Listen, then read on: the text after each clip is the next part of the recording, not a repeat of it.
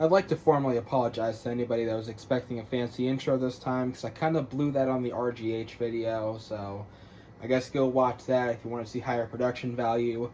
But anyways, welcome to the, I don't know what to call this video. Everything you need to know about retail downgrades on the Xbox 360. This video comes at the request of Miguel92 on GitHub under a very long thread about this specific subject. That's actually a tutorial originally for downgrading your console to 6717. I kind of got carried away in my research and found a whole bunch of other shit that you could do. And a lot of people have been begging me for my answers since. So, hello everybody and welcome to this video. This is going to be a semi-structured video with, I'll give a bunch of information, I'll show you how to do my thing, but it's going to be a lot of rambling in between, so it's half structured, half a regular tech house video, and 100% ramblings. Let's go ahead and get started with retail downgrades. What are they? They are downgrading your console to an old dashboard, specifically an old retail dashboard. There's different kinds of dashboards. There's retail dashboards, there's dev dashboards, and there's stuff like Freeboot for RGHs, and probably some other shit I can't even think of right now. But Freeboot is gonna kind of come up in this discussion when it needs to, of course. But we're gonna focus on retail systems today, although RGH will play part in, RGH plays a part in my methods because I don't feel like downloading bad update and remaking the USB every time because I always wipe my flash drives. Anyways, this console here is, for anybody that was wondering, this one is running 2858. It was originally on Metro or some shit. It's an Elpis console, and that brings me to the first main subject of the fuck if I can do anything right. That brings me to the first main subject of the video, compatibility. All of the Blaze dashboards work, but with one major caveat. The disk drive does not like the disk drive being on a newer firmware. I'm sure there's a different explanation for this, but the solution that I have found, if you want to keep the disk drive working, is to reflash it like you would back in 2007 and try to make some money with an older light touch or an older stock firmware, depending on your personal preference there. Either way, anything that is pre-XGD3 should work and allow you to use your disk drive on the newer kernel, or I guess older kernel in this case. Kernels that are compatible, like I said, all the Blaze dashboards are compatible, 1888 through 6770, which is a recently discovered dashboard, it seems. I should clarify though that 2858, because this is an Elpis console, is the lowest that this Xbox will actually go. I tried two versions before this one, and it gave me an E78, I believe. E78 is an error that says that your GPU is too new to run this version of the Xbox dashboard, and you'll see this if your GPU is too new. I'll put a compatibility chart on the screen because we'll know by the end of this video what the lowest dashboard you can go on each FAT revision is. All I can tell you for sure is that original Xenons with the Y1, fixed or not, can go down to 1888, obviously. Probably even kernels below that if we had them, although you might need a dev kit for that. I don't fucking know. I've never tried them. Y2 and RIA are kind of one and the same. Those GPUs can go down to 2858, as you see here. I don't know what the compatibility is for Jaspers and Tenasket boards, but RIAs are everything from late Zephyrs to Elpis consoles and Falcon consoles. Jaspers have their own GPUs. I know for a fact they can go down to 6717. I don't know if they can go any lower than that. As for Slims, the XC GPU requires 9199 or newer, except 9199 doesn't work. More on that later. The reason, of course, is because of a significant design change, and previous kernels just crash and burn on it, I guess. I don't know, I haven't tried them. But from what I'm aware of, 9199 is the lowest you can go on there. And if you're on a Winchester motherboard, I don't know what the fuck you're even watching this video for. All the Blaze dashboards work. This is the third time I've said that now. NXC versions 7357 up to 7371 work with the same caveat that the Blaze dashboards have. You have to downgrade your DVD drive as well. Really not much else to say there, nothing changed. 8498 and 8507 are a special case because they came after the JTAG hack was patched, but for some reason they work without any caveats on any console. That anyway. 8955, 9199, neither of them work. I'm not entirely sure why. My explanation is because they came after the JTAG hack was patched, and they require those specific CB versions in order to boot. Because what happens when you try to start it up is it will turn on, you'll see nothing on the screen, and the power light will just stay on, and it'll like if you're in the middle of RGHing your console and you don't have your wires on right, so it can't boot cell. It does that, basically. If you're an absolute madman, though, and you happen to have a console that's running 14699 or below, and I mean any of those dashboards, you can boot 8955 up to whatever dashboard you want. You can actually boot anything on those consoles. But that does require you to reset glitch or JTAG your console to get the CPU key, and then unmodify your console, return to stock, and then flash the older dashboard on there. However, it does work. This was originally a Connect dashboard console that I downgraded to 8955 just for the meme. I don't know why I did this, but I mean, Modern Warfare 2 works, I guess. It should, of course, be noted that 9199 and 13604 do have freeboot versions available for all variants of JTAG and RGH. Therefore, they can be booted on any hard-modded console. Hence how my Halo Reach Edition Xbox 360 here is able to run the original 9199 kernel for it. However, you can tell that it's modified, because how else do you get XEX menu on here? The same happens for every single Connect dashboard version because of the same reason. I don't understand why 8498 works but 8955 doesn't. If anybody has a better explanation and knows a bit more about what happened between those system updates, I would be thrilled to hear that explanation. Until then, kind of stuck with what I just said. 14699 doesn't work. All of the Metro V1 dashboards don't work, except for 15574. That was the first dashboard that introduced the current CBs that are on every Xbox 360. In theory, that should work on all of them except for probably the Winchester. I don't know what the lowest version is that will run on a Winchester, but it's not interesting anyway. Consequently, anything above 15574, so every single 3-row Metro dashboard, will work on any of the consoles that you're trying to downgrade. Somebody asked where you find these dashboards, and let me switch my monitor over here. Digix.net happens to have a section of their forums dedicated to hosting pretty much every single major Xbox Live update for the Xbox 360. So you can download the dashboard files here. A lot of them will be the original system update, which is non-extracted. Let's see what 7357 has for us here. As you can see, we have a whole bunch of fucking nothing here.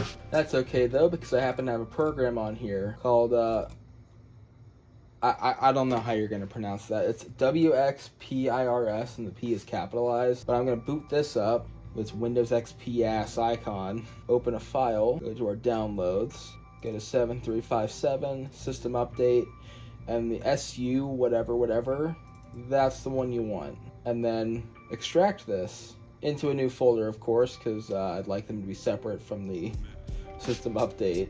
And now you have the entire file system for this version of the dashboard. You will most likely have to get rid of the $flash in front of all of the files. But other than that, these are the original files that you want. More on that later, because now I'd like to downgrade my own console, but I need an extra console to downgrade. I'm fresh out of them. Luckily, I do have a new Xbox 360 Elite on order. It should be here in right about now. Alright, here's the rush-ordered eBay special here. It comes with a hard drive, so we're actually going to go and take a quick break to power this thing on, test it, and actually explore this hard drive a little bit and see if there's anything on here. I bought it for very cheap. All of the faceplate bits are broken, as usual, but that's just the way she goes on this show. Wouldn't be a Superstar 64 production if there wasn't a little chaos. I'm told that the power button doesn't work on here, And if we remove the faceplate, if I can get this fucker off of here again. Oh, I'm gonna break it. Oh, I didn't break it. You can see there's a slight issue in the RF board there, so that's gonna need replaced. Luckily, this works. Oh. Actually, it seems like the RF board is just destroyed. You know, it's funny, no one's been in here.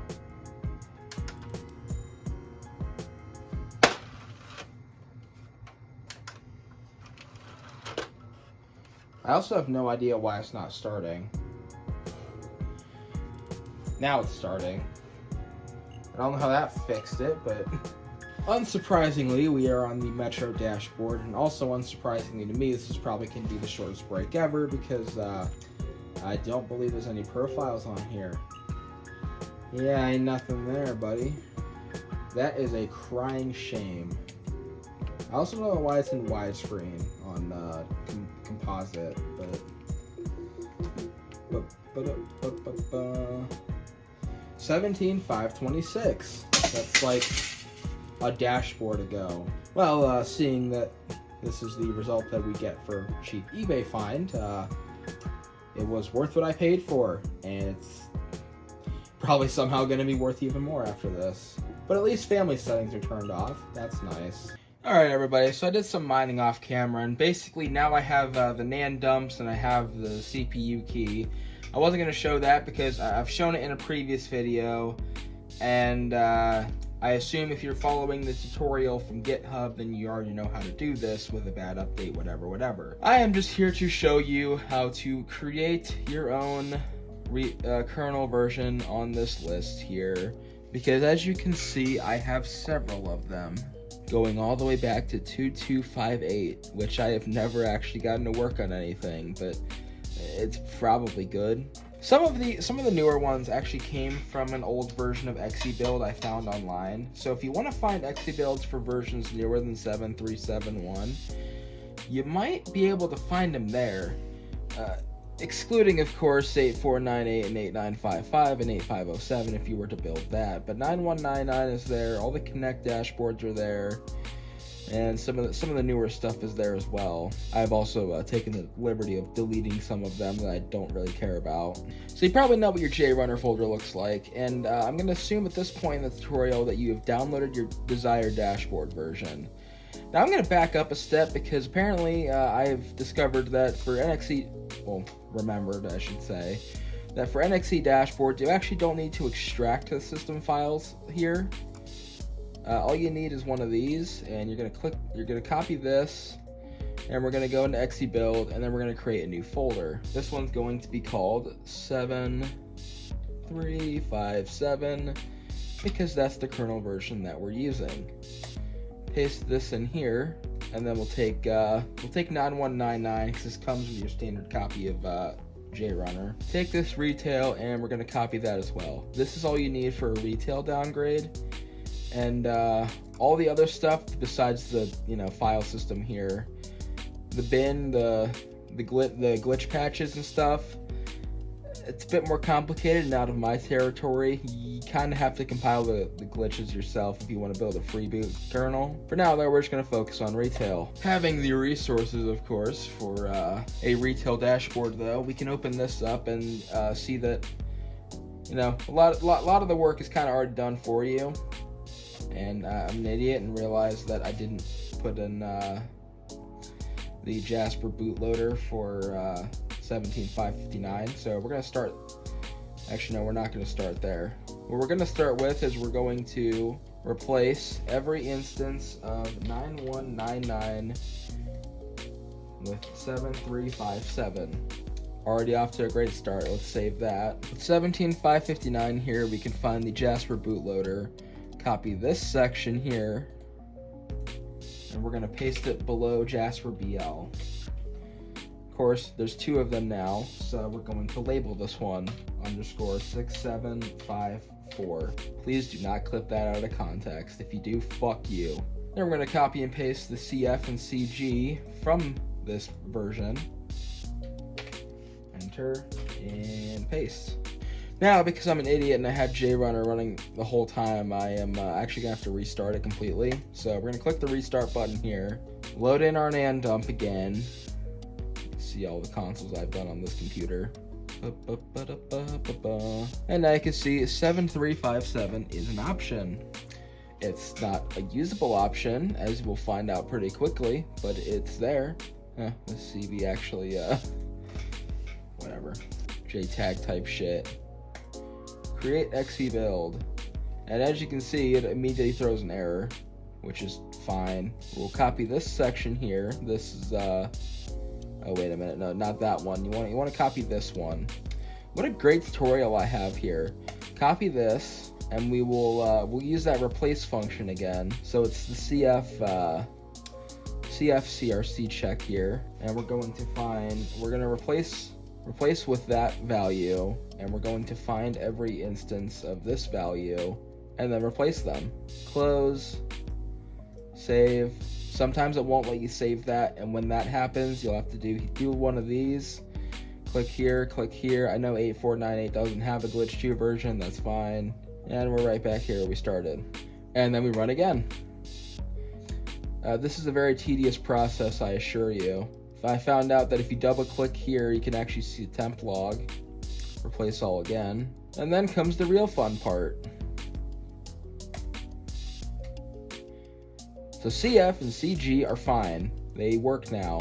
So now we have to find the CRC values of all of these files. You see why I don't like doing this now. Now, when it pops up with 2 CRC values, as far as I'm aware, you can kind of just choose one of them and it'll work. So with ACC here, AAC, I'm thinking of college football, save that. And you can only find one CRC at a time, so you have to just keep saving and then creating the XeBuild again. It doesn't create a new file every time, which I guess is good for storage, but it does come up with more in the log. So now we get boot anim. I hope this process is starting to make sense. If you forget to save, this happens where it doesn't recognize that you changed anything. Actually, no, it did change because I didn't forget to save it. There's just 2 files here, and let's say theoretically I were to forget to save this because I have to save it 7,000 times. I'm gonna try again. Oh, it comes up with the same thing. Please don't get confused, otherwise you're going to start chasing a rabbit hole and regret ever doing this. Now we have create profile. And you just keep going down the list until eventually you run out of things to correct. And see, here's another example of there's 2 of them. So what I'm going to go ahead and do is I'm going to go ahead and stop the footage here, finish filling out the rest of the CRCs, and I'll let you know what happens from there. When you see all that show up, that means that your XeBuild was successful. And then comes the fun part of flashing it back to the console. Now, some people like to use bad update to flash their NAND. I don't. I still go with the old school method of our lovely friend, the JR programmer over there. My soldering iron to get out of the way, which I shall plug in right now. If you've seen a 360 get modded before, then you'll know what this process looks like. See you in 10 minutes. You know, not too long back, I soldered on a new USB cable to this wired controller. It works perfectly now. Let's see if this Xbox still works perfectly. Switch the input. Well, it still turns on. That's a good sign. E79. I believe that means I did something wrong. I believe that's the ZAM error, the ZAM.xex. In this situation, there's a very simple industry standard solution here. Well, because this monitor sucks, I guess there is an industry standard solution to that. You know, it's one of these. Alright, so this time I'm just going to actually, I guess I don't have to delete that necessarily. What I can do though, Windows Explorer, downloads, 7357, system update, and take a little bit of all of this and paste it here. Just to spot check myself. E79 there. Flash, no ZAM. ZAM could not be found on the NAND because it didn't go there. Usually means a bad NAND, but you know, in my case, it means that I fucked up. So hopefully this will unfuck it up. If that doesn't do it, then I guess I'll have to stick the 1888 files on here. We'll also have to unplug and replug this piece of shit. See you in 10 minutes or so. Okay, revised flash is written. Give this another shot. The answer is no, it did not like that. So we'll have to do some troubleshooting then, huh? Okay, so this time I took my 1888 files and with some exceptions for duplicate files, copied them all over to 7357's folder here. Wrote that back to the console, and our results are a resounding no.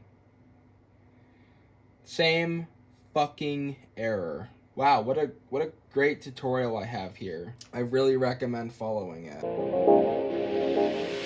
Okay, so I did a little bit of copying my own homework, because when you put the 1888 files in, like you're supposed to, I guess, you also have to change the CRCs for the XEX files to match the 1888 file system. It's only the XEX, none of the XEXPs. And if you look at 2258 here, everything that isn't an 1888 file is pretty much a Delta patch that goes on top of 1888, which is kind of hilarious in its own way. But being able to copy these and put them on here definitely sped up the process a bit. So if you're wondering what your 7357 should look like on here, I will slowly scroll through this just so you can kind of see what we're looking at here.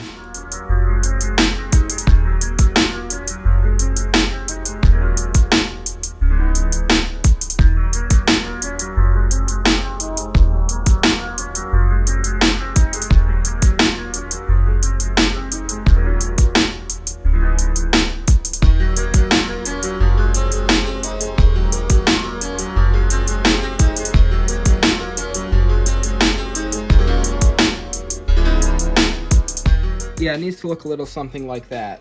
But once you do have it looking like that, I'm gonna turn on the console. I have pre-flashed it.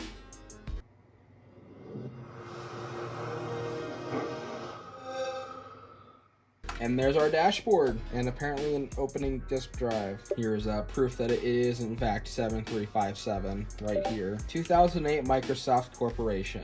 Not a whole lot of NXE dashboards that say that, but this is one of them, considering this is the very first of its kind. And as you can see, I can fully explore it on here. Mostly. We'll get back to this, because there's something else we'll have to discuss right after I change some settings here. I have partially reassembled the console here, so you can see that it does still work.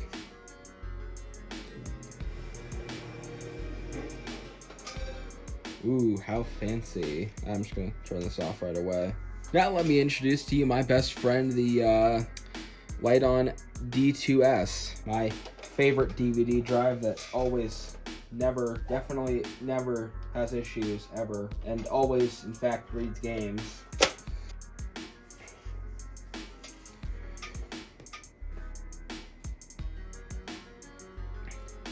Notice how the startup sound didn't play. Notice how it's flashing red. So this is a common issue that a lot of people have had on the GitHub thread, and I've solved it. There's a couple solutions here. You could turn the console off, pull one of the cables of the DVD drive. I believe you only have to pull one of them. Get the stick of the screwdriver, so I'll just do it this way. Yeah, you pull one of the cables, or both of the cables if you really want to, of the DVD drive, and it will boot up, but then, of course, you won't really have a DVD drive. Another solution, if you're on an old dashboard, upgrading to 17559 to try bad update and then do the downgrade, you can unplug the DVD drive if it's a non-XGD3 firmware, preserve the old firmware on here, plug it back in, and that is a solution. It does, I think, work, but I have not run into that scenario. If you want your DVD drive, though, and you don't have an old Xbox, there is another solution, and this is a little bit beyond the scope of this tutorial, but you can flash your DVD drive. Now, like I said, I'm not gonna show how to do this in this video because Mr. Mario has a better tutorial than I could ever hope to make myself, but I will say that you will need a non-XGD3 firmware, whether that's a stock firmware, which is included in this pack I have here. I'm sure you can find the firmware somewhere else, but I actually don't remember where I got this from, so I can't link it. But it does have, as far as I'm aware, all of the stock firmwares. For here's the light on fat, and you want pre-13141, which is pre-XGD3. If you apply one of these, which does correspond to the label on your disk drive, look at the firmware version. In my case, on this DVD drive, it's 83850C, so I would just pick that probably, or maybe V2, because this is a Tenasca console and really late in the game. However, I much prefer my drives to be flashed so I can play burned games on them. LT version 1.1, that's the one you want. There's an application, I'll figure out in the editing process what it's called and slap it on the screen or something. Download that, and then you can download the files for this and flash your DVD drive with a pre-XGD3 firmware. 8498 does not require this, as it just works. I don't know why it just works, it just does. Alright, so the drive has been successfully flashed with the new Light Touch firmware. There's one slight issue though. You know, it's the fact that I love the Light On drive. It's a very, very good disk drive that never ever has issues ever. And with its new flash firmware, it should be able to read burned games, but, you know, because it's the Light On drive and it never ever ever ever ever has issues ever, and it's the most reliable drive of the Xbox 360 family, and it just loves reading any disc you throw into it. You know what's hilarious is that this disc works on other Xbox 360s. So as typical, it reads a fucking retail game. Yeah, reads it just fine, but because the laser fucking sucks on here, it can't read my disc. So at some point, this drive is probably going to go into the pile. When that will be, I don't know.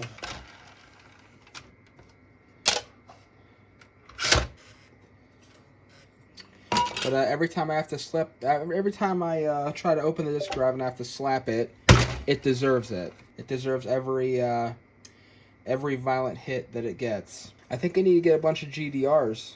I really do. That's where I'm at. In fact, I hear GDRs don't even have the E66 problem. So if I just loaded a bunch of fucking Jaspers and Tenascas and Falcons, for that matter, with GDRs instead of these pieces of shit that deserve the fucking shredder. Yeah.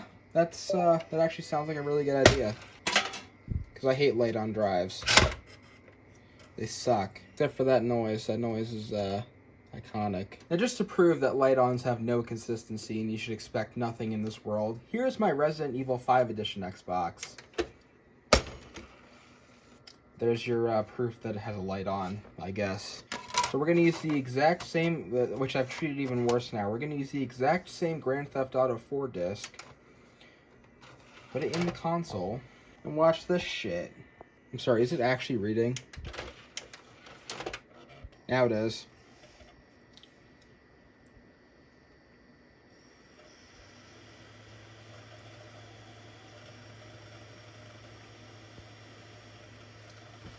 Now, would you believe that shit? Seriously, would you? I mean, you're seeing it right here.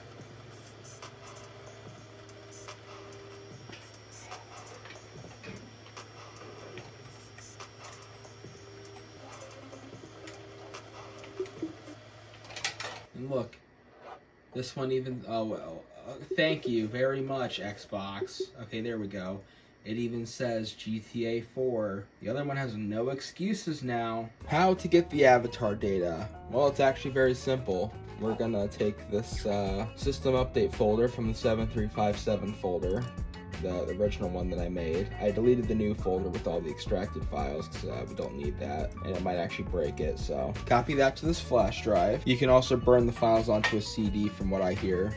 Remove the flash drive, and when I put this into the Xbox and turn it on, which is now fully reassembled with a hard drive, it should do something a little bit different this time.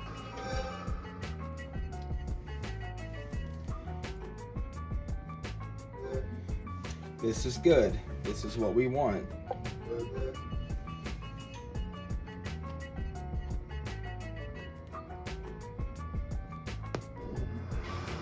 Now, of course, the system update has to actually match the dashboard version, but if you put it on the flash drive, then you know which version is which, right? We can confirm that the avatar update installed by clicking this.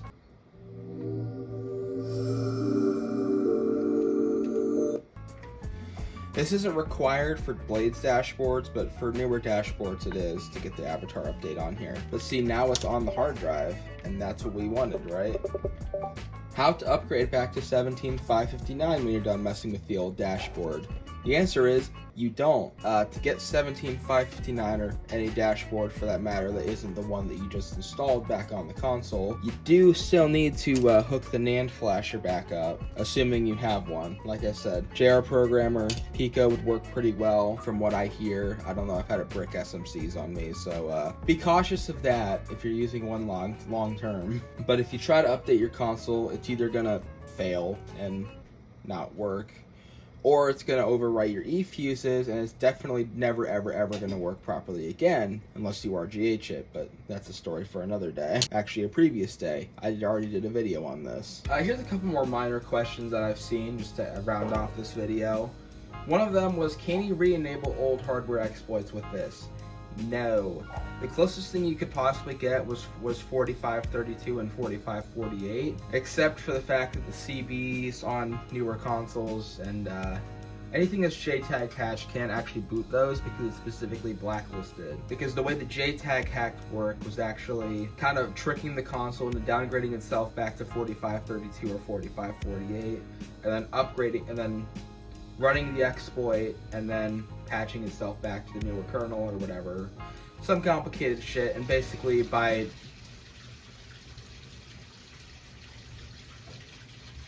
Can we not, please? I have forgotten that it is laundry day, and I'm going to be hearing that water splashing sound for a while. So by patching out those kernels, effectively the JTAG hack was patched. However, you can run 4552 if you do want to experience a free marketplace dashboard. 2858 also works on most consoles as well. Digital games on the hard drive. Now this is probably going to be more of a NXE dashboard kind of thing, except for fact that because we're running a retail kernel, every quirk and feature of the retail kernel is going to be present. Meaning that you can get demos on the hard drive, but if you don't have a license for the arcade games that you put on the hard drive, which, as far as I'm aware, requires you to have not only an Xbox Live account, but also an Xbox Live account that has the license with it for your games. Yeah, it's I wouldn't really count on the hard drive for this one. It's kind of fun to put demos on there, I guess, for originality's sake, but putting actual digital games on the hard drive is kind of a no-go. And it doesn't matter what kernel you're running, you're most likely gonna have to still feed disks in through the disk drive. Meaning you still need a working disk drive, unfortunately. Optical media bad. Now I shall finally provide an answer to what is the lowest kernel a Jasper or Tenasket console can run. I tried 6683, it worked. I tried 5787, I think that's the one. It also worked perfectly fine. Booted straight to the dashboard and worked from there.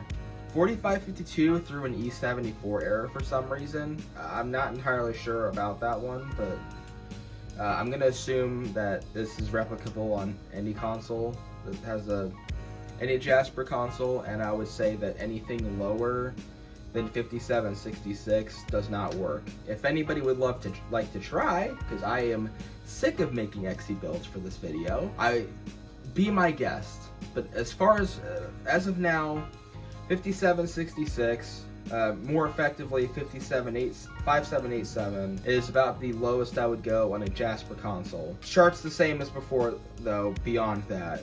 Xenon's 1888, anything with RIA GPU, well, Y2 RIA GPU, whatever, can go down to 2858. This will go down to 5787, and Trinity's will go down to 9199. I still haven't tried any like Coronas or anything, but featured content, I guess. Or maybe not, I don't know. I do have a Corona on the way, so we'll see where I can get at there. I'd still assume that Winchester is stuck at Metro. Oh, the last question I got is, why the fuck would you do this? The answer, of course, is because I wanted the biblically accurate experience on my Halo 3 edition console. 5787, and it's currently reading Halo 3. What more do you want in life? Now, if you excuse me, I'm just gonna play some Halo 3 here, if you don't mind.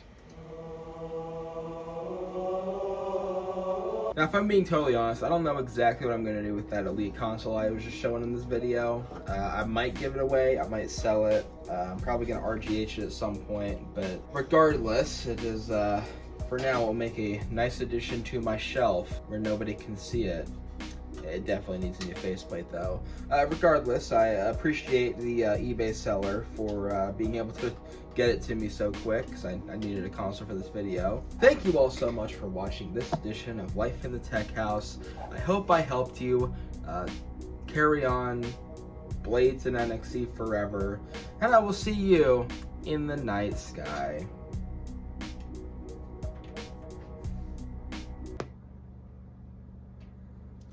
There's no shutdown animation in 5787. Would you believe it?